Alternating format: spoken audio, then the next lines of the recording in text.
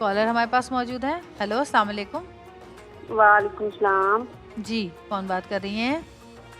جی ارم بات کر رہی ہوں فیصل آباد سے. میں نے مولانا صاحب سے یہ پوچھنا تھا, میرا بھی ایک بیٹی ہے, اس کے بعد بچہ نہیں ہوا. میں نے مولانا صاحب سے جی جی جی ہیلو میں نے مولانا سے سوال پوچھنا تھا, مجھے کوئی وظیفہ بتا دیں میں کروں اور مجھے اللہ پاک سے اولاد کے لیے وظیفہ. جی انہوں نے کہا کہ بیٹی ہے, بیٹا بیٹی کے لیے ہاں وظیفہ. مطلب آپ چاہ رہی ہیں کہ بیٹی ہو جائے؟ نہیں ان کی بیٹی کی اولاد ہو جائے. اچھا ان کی بیٹی کی اولاد ہو جائے, یعنی آپ اپنے نواسی کے لیے اس طرح سے جو پوچھنا چاہ رہی ہیں. تو آپ نے قرآن کی ایک آیت ہے, اس کو اپنا وظیفہ بنا کے اپنے بیٹی کے لیے آپ وقف کریں, اس کو کہتے ہیں نا وقف کریں. وَمَن يَتَّقِ اللَّهَ يَجْعَلْ لَهُ مَخْرَجًا. بہت خوبصورت تعویل, ترجمہ, مفہوم کہ جس نے اللہ پر توکل کیا, یعنی ترجمہ کتنا خوبصورت ہے, وَمَن يَتَّقِ اللَّهَ يَجْعَلْ لَهُ مَخْرَجًا. جس نے اللہ پہ توکل کیا اللہ نے اس کے لیے راستے کھول دیے.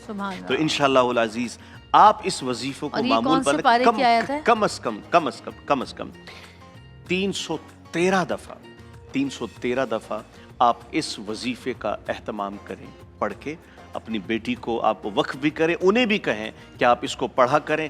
اللہ رب العزت نے چاہا ضرور اولاد ہوگی. اور ایک بات اور ہے, اولاد کے اصول کے لیے کوشش کریں روزانہ فجر کے بعد سورہ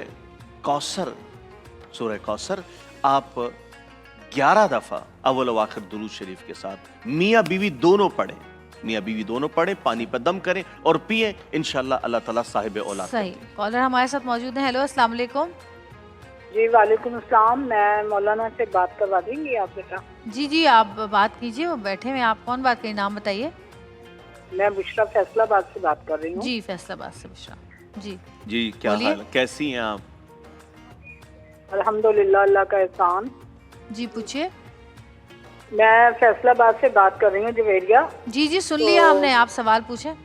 ٹھیک ہے. میں نے سوال یہ کرنا تھا کہ ماشاءاللہ رزق کی کافی ریل پیل تھی, اب اس کے بعد کیا نام نہیں آتا, پتہ نہیں کسی کی نظر لگ گئی, کیا ہوا کیا نہیں, انتہائی تنگ دستی میں ٹائم گزرا ہم لوگوں کا نا.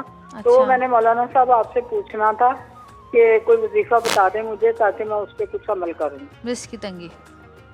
جی رزق کی تنگی کے لیے مختلف لوگ پریشان بھی ہوتے ہیں, اور واحد وہ حضرت علی کا ایک فرمان ہے کہ جتنا لوگ رزق کی تنگی سے ڈرتے ہیں, اگر اتنا اللہ سے ڈر جائے تو ان کو تو رزق تو دیکھیں مقدر کی چیز ہے, اللہ تعالیٰ نے لکھی ہے, لیکن اس کا اصول جو ہے وہ جائز بھی ہے اور وہ بشری تقاضا بھی ہے. تو آپ رزق میں فراوانی کے لیے, رزق میں برکت کے لیے, رزق میں آپ پر فراوانی ہو, رزق کی کوئی پریشانی نہ ہو, آپ کسی کے لیے محتاج نہ بنے, تو اس کے لیے ایک وظیفہ اس کا معمول بنائیں.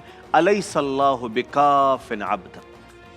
مفہوم کتنا خوبصورت ہے, الیس اللہ بکاف عبدا, یعنی ہر طرح سے مفہوم کو دیکھیں, میرے لیے اللہ ہی کافی ہے. جب آپ یہ کہتے ہیں الیس اللہ بکاف عبدا, اس وظیفے کو معمول بنا لیں. روزانہ کوشش کریں 200 دفعہ اس وظیفے کو معمول بنائیں.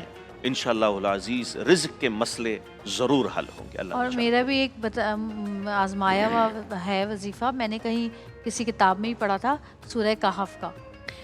سورہ کہف جو اور سورہ ہاں ایک بات اور بڑی اچھی بات کی آپ نے, بہت شکریہ. جمعے کے دن ہمیں سورہ واقعہ, وہ جس گھر میں جمعے کے دن سورہ واقعہ پڑھی جائے گی, اور بالخصوص بچیاں گھر میں خواتین میں سے کوئی پڑھ لے, انشاءاللہ اس گھر پر کبھی نان نقطے کی کمی کوئی واقع نہیں ہوگی.